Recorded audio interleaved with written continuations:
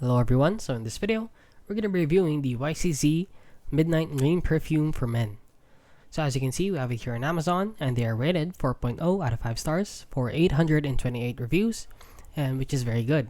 So as you can see, they have a captivating scent, long-lasting fragrance, luxurious packaging, quality ingredients, versatile wear, and brand reputation from YCZ.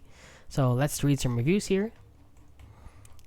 And as you can see, there are a lot of 5-star reviews.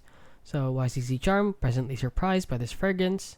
So the Lucky Eau de Parfum is a high-quality men's fragrance designed to leave a lasting and attractive impression. Elegant, warm, and long-lasting. Classy scent with fresh masculine vibe. Smells like car air freshener. Intense and long-lasting aroma. Fragrance doesn't last. This one is 3-star.